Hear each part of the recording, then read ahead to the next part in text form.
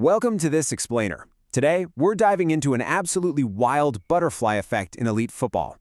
We're going to explore a story where a minor injury, a sudden death training drill, and a massive sacrifice of ego completely rewrote football history. We're starting with a bizarre twist of fate in Paris back in 2006. If you've ever wondered how the smallest decisions behind closed doors and the sheer pressure of an emerging teenage prodigy can shape the legacy of the biggest clubs in the world, you are absolutely going to love this. All right, before we get to the actual climax of this incredible story, I want you to put yourself in the manager's shoes for a second and ponder this ultimate squad dilemma. It's the eve of the biggest match in European club football. You have strict limits on how many players you can name to your matchday squad. You've got exactly one available spot left on the bench. So, who gets it? Do you give it to a 34-year-old veteran in the twilight of his career, or an 18-year-old named Lionel Messi? Think about how unprecedented this is. This wasn't just any teenager. His generational talent was already so undeniably brilliant that he was legitimately threatening the squad spot of a seasoned global star. Imagine the absolute headache this creates. Keep that impossible choice in the back of your mind, because to understand how we got here, we have to rewind. To really grasp the weight of this choice, we got to look at a massive number, 242. That right there represents Henrik Larsson's incredible goal tally in just 315 appearances for the Scottish club Celtic. Okay, let's just pause on that, because this isn't just a big stat. It represents absolute football royalty. For 7 years, Larsson was the undisputed focal point of his team. He was the main man, the guaranteed starter, the guy everyone looked to for a moment of magic, even guiding them to a UEFA Cup final in 2003. He wasn't just a player, he was an absolute phenomenon in Glasgow. At the peak of his powers, Larsson was literally the king of kings in Scotland, completely secure in his undisputed starter status. Despite serious interest from massive English Premier League clubs, including Sir Alex Ferguson at Manchester United, Larsson just didn't care about the extra money. He had a great contract, they were playing in Europe, and he totally bought into his manager's vision. He was completely 100% content being the big fish in a massive pond. So why walk away from guaranteed greatness and unconditional love from an entire fan base? Well, it came down to a perfect storm of timing, family pressure, and just plain physical reality.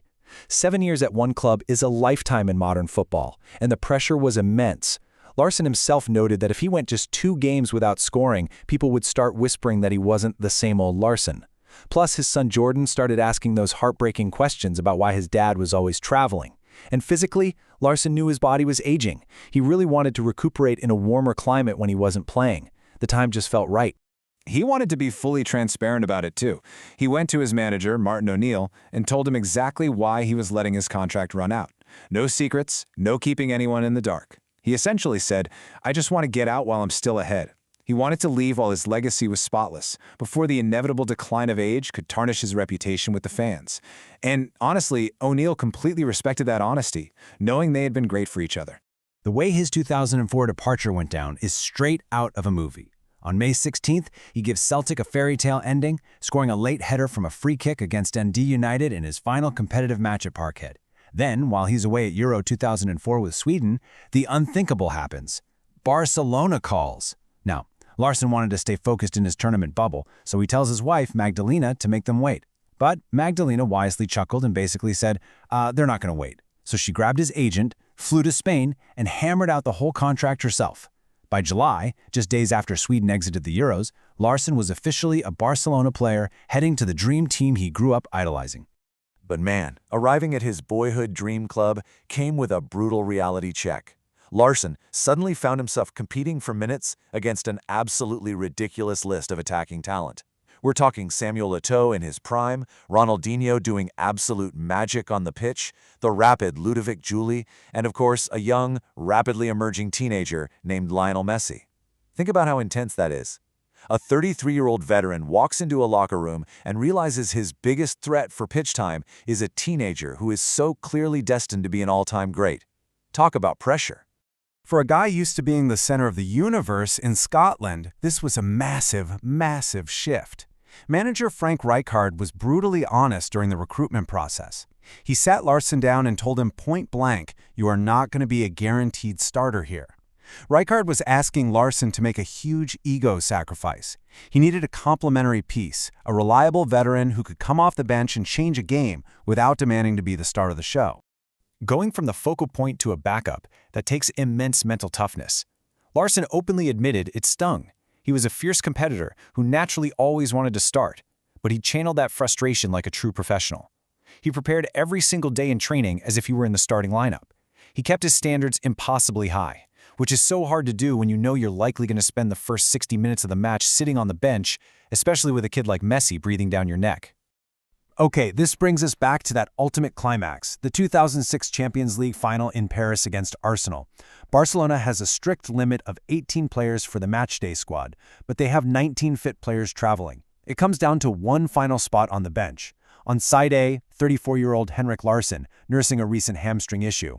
On side B, 18-year-old Lionel Messi, amazingly, also recovering from a recent hamstring issue. The dynamic here is just fascinating.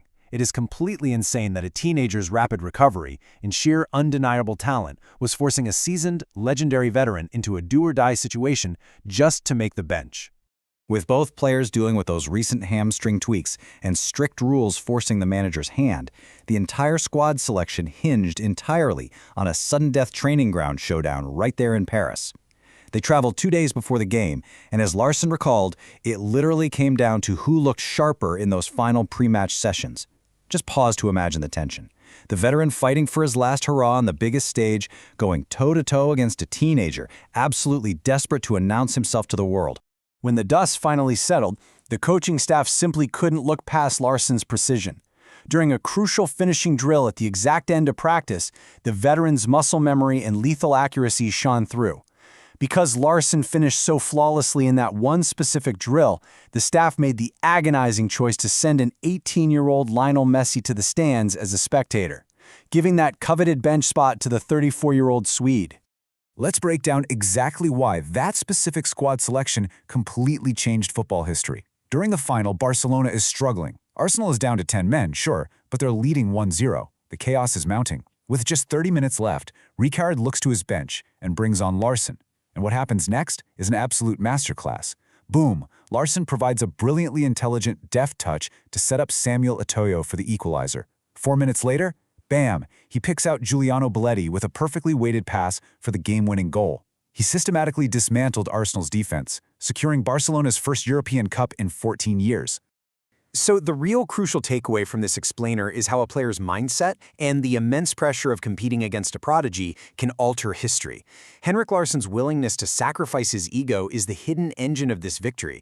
But remember, he also had Messi pushing his limits. If Larsson hadn't trained with absolute life-or-death intensity every single day to hold off that teenager, if he had slacked off for even a second during that one finishing drill in Paris, he literally wouldn't have been on the pitch to deliver those two monumental assists. I want to leave you with this provocative thought. How completely different would the record books look today if Henrik Larsson's hamstring had been just a little bit tighter? Or what if an 18-year-old Lionel Messi had simply found the back of the net one more time in that final training drill?